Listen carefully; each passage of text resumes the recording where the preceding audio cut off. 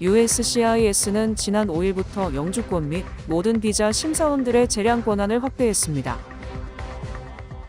뉴욕을 포함한 20여 개 주와 워싱턴 DC가 저소득층 현금 지원 사업인 빈곤가정 임시지원 수급자의 개인정보를 연방정부가 폭넓게 이용하거나 공유하지 못하도록 해달라며 트럼프 행정부를 상대로 소송을 제기했습니다.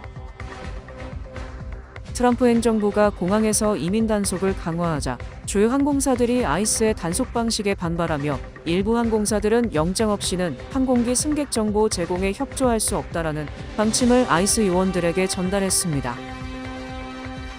뉴욕주 감사원이 최근 발표한 보고서에 따르면 뉴욕시가 전국에서 사업하기 가장 비싼 도시라고 발표했습니다. 이 프로그램은 당신과 PCB의 시너지, PC빌리티, 당신의 가능성을 더 큰 현실로 만드는 PCB뱅크 제공입니다.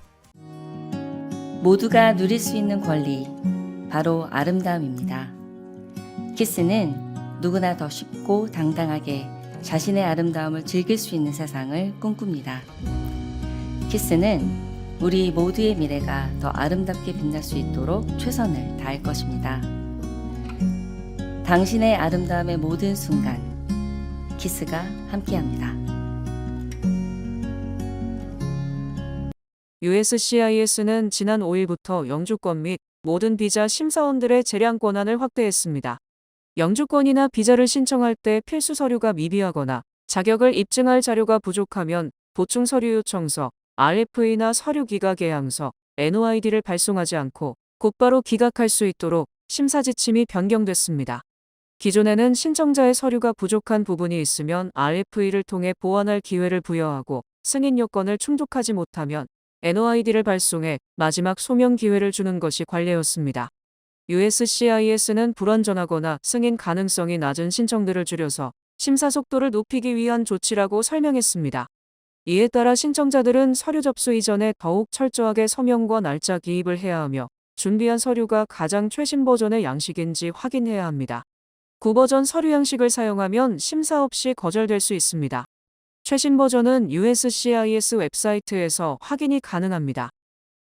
뉴욕을 포함한 20여 개 주와 워싱턴 DC가 저소득층 현금 지원 사업인 빈곤가정 임시지원 수급자의 개인정보를 연방정부가 폭넓게 이용하거나 공유하지 못하도록 해달라며 트럼프 행정부를 상대로 소송을 제기했습니다. 문제가 된 새 규정은 수급자의 사회보장번호와 이민 신분 등 개인정보를 다른 연방기관이나 경우에 따라 외부기관과 공유할 수 있도록 하는 내용입니다. 주정부들은 복지 혜택을 신청하면서 제출한 정보가 당초 목적과 다른 용도로 이용될 수 있다며 연방법원에 정책 시행 중단을 요청했습니다. 주정부들은 특히 개인정보가 이민 단속에 활용될 수 있다는 우려 때문에 합법적으로 지원받을 자격이 있는 저소득층 가정까지 복지 신청을 포기할 가능성이 있다고 주장했습니다. 레티샤 제임스 뉴욕주 검찰총장은 생활비 부담으로 어려움을 겪는 가정을 지원해야 할 복지제도가 오히려 수급자를 추적하는 수단으로 변질될 수 있다고 비판했습니다. 연방정부는 각종 복지사업의 사기와 부정수급을 막기 위해 정확한 수급자 정보를 확인할 필요가 있다는 입장으로 개인정보 보호와 연방정부의 복지사업 감독 권한을 둘러싼 법정 공방이 이어질 전망입니다. 트럼프 행정부가 공항에서 이민 단속을 강화하자 주요 항공사들이 아이스의 단속 방식에 반발하며 일부 항공사들은 영장 없이는 항공기 승객 정보 제공에 협조할 수 없다라는 방침을 아이스 요원들에게 전달했습니다. 지난 7월 한 달 동안 전국 공항 현장에서 직접 체포된 비시민권자는 30명 이상이며 항공업계는 이러한 단속들이 승객의 안전을 위협하고 공항 운영에 혼란을 초래한다고 지적했습니다. 사우스웨스트 항공사는 안전한 여행 환경을 제공하는 것이 우리의 최우선 과제이며 고객 정보를 제공하기 전에는 법 집행기관이 적합한 문서를 제시하도록 내부 정책을 유지하고 있다고 밝혔습니다. 주요 항공사들은 DHS에게 단속을 하려면 탑승 게이트가 아닌 TSA 보안 검색대 통과 이전 구역에서 진행해 민간인과 항공사 직원들을 체포 과정에 휘말리게 하지 말라고 강력하게 요구하고 있습니다. 반면 DHS는 현재의 단속 강행 의지를 굽히지 않고 있어서 양측의 팽팽한 대립은 한동안 지속될 전망입니다. 뉴욕주 감사원이 최근 발표한 보고서에 따르면 뉴욕시가 전국에서 사업하기 가장 비싼 도시라고 발표했습니다. 이는 기업들이 부담해야 하는 임대료, 인건비, 공공요금 등의 고정 지출 비용이 전국 최고 수준이기 때문이라고 설명했습니다. 맨해튼의 평균 사무실 임대료는 평방피트당 73달러로 전국에서 가장 높으며 평균 전기요금도 단위 시간당 28달러로 전국 평균인 13달러보다 2배 이상 높습니다. 인건비의 경우에는 민간 부문의 평균 연봉이 10만 6,100달러로 전국에서 3위를 기록하며 직원 복리후생비 부담액도 18달러로 전국 평균 13.5달러보다 높은 상황입니다. 하지만 뉴욕시는 이처럼 높은 비용 지출이 필요함에도 불구하고 풍부한 벤처 자금, 우수한 인재풀, 방대한 소비자 시장이라는 강점이 있어서 수많은 기업들이 진입을 시도하고 있습니다. 뉴욕주 감사원의 보고서에서는 더 많은 기업들을 유치하기 위해서 세율, 규제 요건, 교통비 등과 같은 운영 비용에 영향을 미치는 인프라 투자에 당국이 더욱 집중해야 한다고 언급했습니다. 지난 6일부터 9일까지 뉴욕시 유권자 600명을 대상으로 싱크탱크 엠파이어 센터가 실시한 여론조사에 따르면 현재의 공교육 시스템에 만족한다는 비율은 4%에 불과한 것으로 집계됐습니다. 95%에 달하는 대다수의 시민들은 학생들의 학업 성취도를 높이거나 예산을 삭감하는 등의 개혁이 필요하다고 지적했습니다. 2026년을 기준으로 뉴욕시는 학생 1명당 연간 5만 3천 달러를 교육 예산으로 지출하고 있으며 이는 전국 평균의 2배를 넘는 금액입니다. 이처럼 막대한 세금을 투입하지만 뉴욕시 전체 공립학교의 43%에 달하는 학생들이 읽기 및 수학 시험에서 통과하지 못하는 학력 저하의 성적표를 받았습니다. 코로나 팬데믹 기간 이후 뉴욕 시민들의 공립학교 기피 현상은 증가했으며 교육국에 등록된 공립학교의 총 학생 수는 2020년보다 10% 이상 감소했습니다. 이는 교육 환경과 학교 치안에 실망한 학부모들이 뉴욕시를 떠나거나 사립학교, 차터스쿨 등으로 대거 이탈하고 있기 때문입니다. 이에 따라 당국은 배정된 교육 예산을 행정부서가 아닌 교사 충원, 교재 보급, 노후 교실 개선 등 교실 현장에 직접 투입되도록 구조를 바꾸고 있습니다. MTA 버스 안에 유모차를 접지 않고 이용할 수 있는 전용 공간이 마련됩니다.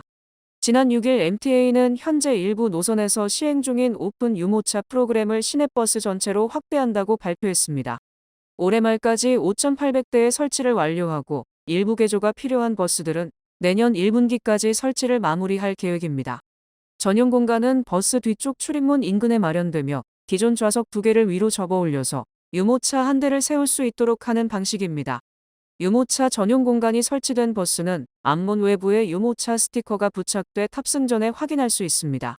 앞으로 도입되는 모든 신규 버스에도 해당 공간이 기본으로 설치될 예정입니다. MTA는 이번 조치를 통해 어린 자녀와 함께 이동하는 보호자들의 대중교통 이용 부담이 감소할 것으로 기대된다고 설명했습니다. 연방법원이 뉴저지주가 듀폰과 캐무어스, 코테바, 3M 등 화학기업들과 체결한 25억 달러 이상의 PFAS 오염 합의를 최종 승인했습니다. PFAS는 자연에서 쉽게 분해되지 않아 이른바 영원한 화학물질로 불리며 수십 년 동안 산업 현장에서 사용된 뒤 식수와 토양을 오염시킨 문제가 전국적으로 제기되어 왔습니다. 이번 합의로 듀폰 계열 기업들은 뉴저지주에 8억 7,500만 달러를 지급하고 추가 환경정화 비용도 부담하게 되며 3M 역시 별도의 대규모 배상금을 지급하게 됩니다. 뉴저지주는 합의금을 오염된 식수와 토양 정화, PFAS 검출 지역의 환경 복구와 주민 건강 보호 등에 사용할 예정입니다. PFAS는 방수 의류와 조리기구, 소방용 거품 등 다양한 제품에 사용되어 왔으며 환경에 장기간 남는 특성 때문에 식수 오염 문제가 특히 큰 사회 문제로 떠올랐습니다. 뉴저지주는 이번 합의가 PFAS 오염 책임을 기업에 부담시킨 미국 최대 규모의 주정부 합의 가운데 하나라며 앞으로도 추가 오염 지역 조사와 복구 작업을 계속할 방침입니다. 미국 대형 건강보험사 휴메나가 2027년 메디케어 어드밴티지 상품과 서비스 지역을 대폭 축소하기로 하면서 약 60만 명의 가입자가 영향을 받을 전망입니다. 휴메나는 수익성이 낮은 상품과 지역을 중심으로 철수하고 영향을 받는 가입자 가운데 상당수를 자사가 운영하는 다른 보험으로 전환한다는 계획입니다. 회사는 2025년에도 수익성이 낮은 상품을 정리하면서 약 50만 명의 가입자가 영향을 받았고 당시 이 가운데 40% 이상을 다른 휴메나 상품으로 다시 유치했다고 밝혔습니다. 휴메나는 올해 약 720만 명의 메디케어 어드밴티지 가입자를 보유하고 있습니다. 휴메나는 의료비 상승 속도가 연방정부의 보험사 지급액 증가폭보다 빠르다며 내년 상품 조정이 불가피하다고 설명했습니다. 연방정부는 2027년 메디케어 어드밴티지 보험사 지급액을 평균 2.48% 인상하기로 했지만 보험업계는 충분하지 않다는 입장입니다. 이에 따라 휴메나뿐 아니라 다른 보험사들도 치과와 시력 청력 보장, 체육시설 회원권, 식사와 교통 지원 등 추가 혜택을 줄이거나 일부 지역에서 철수할 가능성이 제기되고 있습니다. 가입자들은 올가을 공개되는 2027년 보험 상품을 확인해 기존 보험이 계속 제공되는지와 혜택 변화를 반드시 비교해야 합니다. 미국의 인구 증가 속도가 급격히 둔화하면서 앞으로 수십 년 안에 인구가 사실상 증가하지 않는 시기가 올 수 있다는 분석이 나왔습니다. 로이터가 인구와 노동시장 자료를 분석한 결과 미국은 2020년 이후 연평균 인구 증가율이 약 0.6%에 그쳤으며 이는 1950년대 인구 증가 속도의 약 3분의 1 수준입니다. 출산율 하락과 베이비붐 세대의 고령화로 자연 인구 증가폭이 계속주로 현재 추세가 이어질 경우 2030년 전후에는 매년 태어나는 사람보다 사망하는 사람이 더 많아질 것으로 전망됩니다.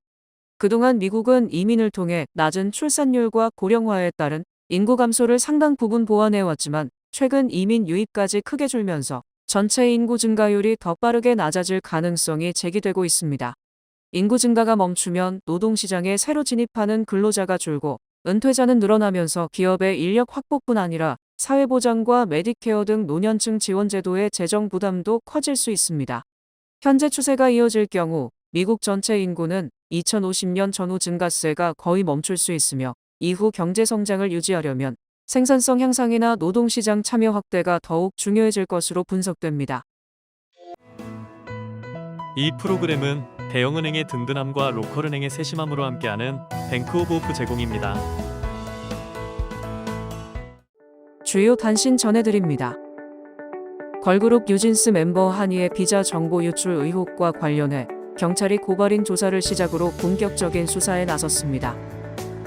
뉴욕주를 비롯해 매사추세츠, 로드아일랜드, 뉴저지 등 7개 주가 향후 5년 안에 가솔린과 디젤을 사용하는 내연기관 신차 판매를 사실상 종료하는 정책을 추진하면서 자동차 시장이 대대적인 전환기를 맞이할 전망입니다.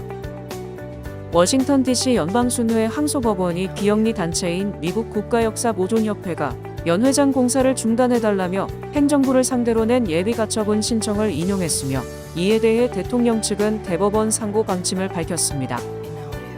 뉴멕시코주 법원이 메타의 자사 플랫폼이 아동과 청소년에게 미치는 유해성에 대해 책임을 물어 5억 6,700만 달러 규모의 기금을 조성하라고 명령했습니다.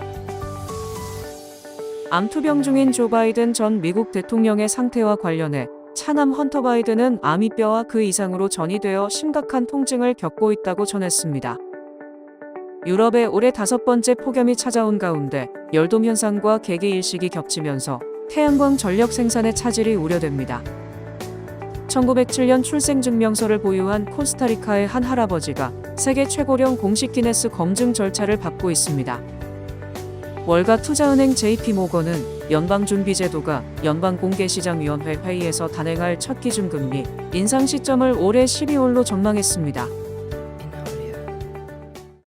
날씨 전해드립니다. 화요일인 내일은 약간 흐리며 일부 지역에 뇌우가 내리겠습니다. 낮 최고 기온은 89도, 최저 기온은 73도입니다. 해 뜨는 시간은 6시 2분, 해 지는 시간은 8시입니다. 이상으로 주간 날씨와 세계 날씨 전해드립니다.